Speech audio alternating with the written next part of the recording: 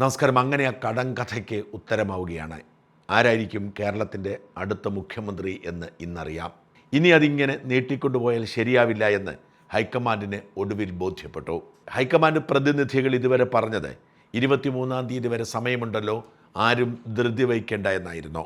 ഇവിടെ മുഖ്യമന്ത്രിയുടെ പേരിൽ തർക്കം നടക്കുന്നതുകൊണ്ട് അന്തരീക്ഷം തണുപ്പിക്കാൻ വേണ്ടി പരമാവധി വൈകിപ്പിക്കാനായിരുന്നു ഹൈക്കമാൻഡിൻ്റെ തീരുമാനം.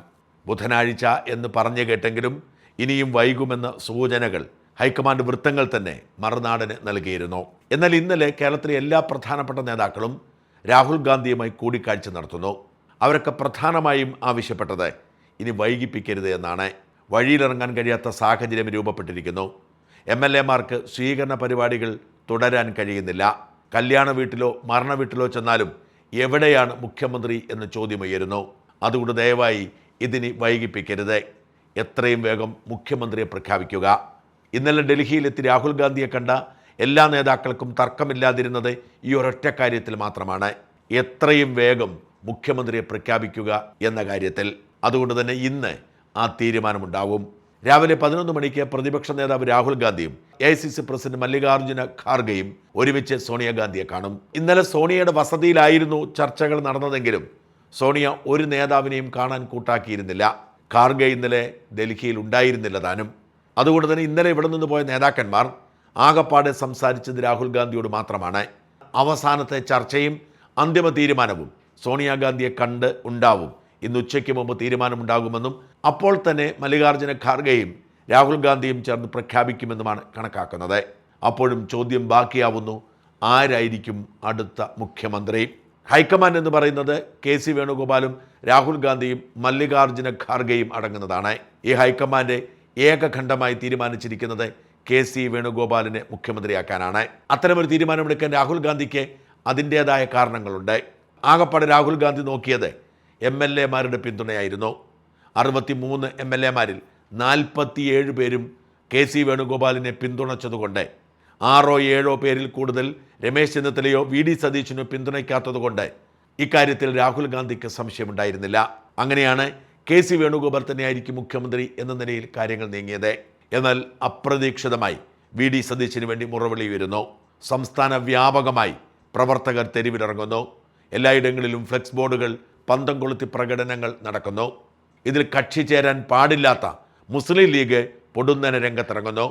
മുസ്ലിം ലീഗിന് സ്വാധീനമുള്ള ഇടങ്ങളിലെല്ലാം യൂത്ത് ലീഗും MSF-ഉം ഒക്കെ പ്രകടനം നടത്തുന്നു.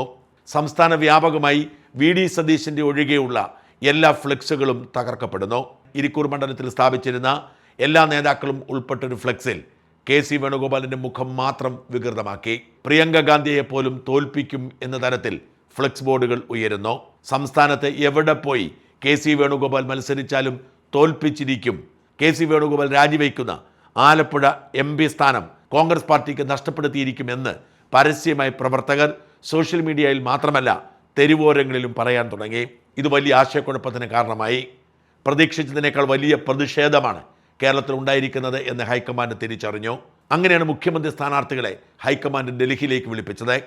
അന്ത്യശാസനം കൊടുത്തു, ഇന്നു തന്നെ എല്ലാ ഫ്ലെക്സ് ബോർഡുകളും നീക്കം ചെയ്യണം, ഇനി ഒരു കാരണവശാലും ഒരു പ്രകടനവും ഉണ്ടാവരുത്.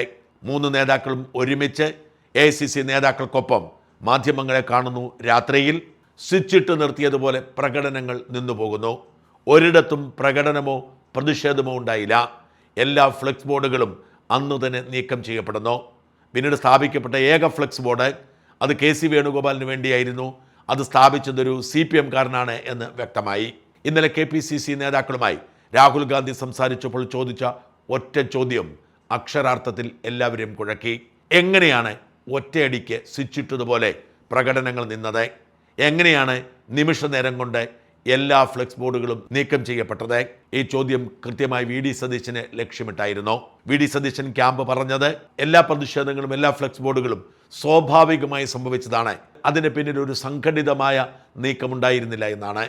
അതാണ് രാഹുൽ ഗാന്ധി ചോദിച്ചത്. അങ്ങനെ പൊതുജനങ്ങൾ അവരുടെ ഇഷ്ടപ്രകാരം രാഷ്ട്രീയം നോക്കാതെ രംഗത്തിറങ്ങി ഫ്ലെക്സ് ബോർഡുകൾ സ്ഥാപിച്ചതാണെങ്കിൽ, പ്രകടനം നടത്തിയതാണെങ്കിൽ, പിന്നെ എങ്ങനെയാണ് AICCയുടെ ഉത്തരവ് ഇത്ര വേഗത്തിൽ നടപ്പിലാക്കാൻ കഴിഞ്ഞത്? ഒരു എതിർപ്പുമില്ലാതെ എല്ലാവരും പിന്മാറിയത് എങ്ങനെയാണ്? ഇതിൽ നിന്നും രാഹുൽ ഗാന്ധി എത്തിയ നിഗമനം ഇത് കൃത്യമായ ചില അജണ്ടയുടെ പുറത്ത് സംഘടിപ്പിച്ചതാണെന്നാണ് ഈ നിഗമനമാണ് വി ഡി സതീശന് വിനയായിരിക്കുന്നത്. അതേസമയം ഇത് ബോധപൂർവം സൃഷ്ടിച്ചത് മാത്രമല്ല, അതിന് പിന്നിൽ ബോധപൂർവമായി ചില ഇടപെടലുകൾ ഉണ്ടെങ്കിലും ജനവികാരം ശക്തമാണ് എന്ന് AICCക്ക് ബോധ്യപ്പെട്ടിട്ടുണ്ട്. എല്ലാ സർവേകളിലും ഏതാണ്ട് 80-85% പിന്തുണ വി ഡി സതീശനാണ്. അതുകൊണ്ട് തന്നെ ജനവികാരത്തെ അങ്ങനെ അങ്ങ് അവഗണിക്കാൻ കഴിയുമോ എന്ന ചോദ്യവും AICC നേരിടുന്നു. രാഹുൽ ഗാന്ധിയുടെ മുമ്പിലുള്ളത് രണ്ട് വലിയ ചോദ്യങ്ങളാണ്. ഒന്ന്, താൻ തന്നെ മുൻകൈയെടുത്ത് KC വേണുഗോപാൽ മുഖ്യമന്ത്രി ആവട്ടെ എന്ന് തീരുമാനിക്കുകയും അതിനാവശ്യമായ രണ്ട് ഘടകങ്ങളും പൂർത്തിയാവുകയും ചെയ്തിരിക്കുന്നു. ഒന്ന്, MLA-മാരുടെ വലിയ പിന്തുണ, രണ്ട്, KPCC നേതാക്കളുടെ പിന്തുണ. ഇത് രണ്ടും KCക്കാണ്. അതുകൊണ്ട് തന്നെ KCയെ മുഖ്യമന്ത്രിയാക്കണം എന്ന് രാഹുൽ ഗാന്ധി ആഗ്രഹിക്കുന്നു. മറുഭാഗത്ത് പ്രവർത്തകരുടെ വികാരം, മുന്നണി ഘടകകക്ഷികളുടെ നിലപാട്, പ്രത്യേകിച്ച് ലീഗിൻ്റെ നിലപാട് വി ഡി സതീശന് അനുകൂലമാണ്. പ്രവർത്തകരുടെയും ഘടകകക്ഷികളുടെയും വികാരം അവഗണിക്കാൻ കഴിയുമോ എന്ന ചോദ്യം മറുഭാഗത്തും വരുന്നു. രണ്ട് ചോദ്യങ്ങളാണ്. KPCCയുടെയും MLA-മാരുടെയും ഭൂരിപക്ഷം, തൻ്റെ പ്രത്യേക താല്പര്യം, മറുഭാഗത്ത് ജനവികാരവും ലീഗിൻ്റെ താല്പര്യം. ഇത് രണ്ടും അവഗണിക്കാൻ കഴിയാത്തതാണ്. അതുകൊണ്ട് തന്നെ ഇതിൽ ഏതാണ് കൂടുതൽ ശരി എന്ന നിഗമനത്തിലേക്ക് എത്താൻ കഴിയുന്നില്ല. ഇവിടെയാണ് അവസാന നിമിഷത്തെ ട്വിസ്റ്റ് സംഭവിക്കുന്നത്. ആ ട്വിസ്റ്റിന് ഏറ്റവും പ്രധാനപ്പെട്ട കാരണക്കാരനായി മാറിയത് കെ മുരളീധരൻ എന്ന വട്ടിയൂർക്കാവ് MLA ആണ്.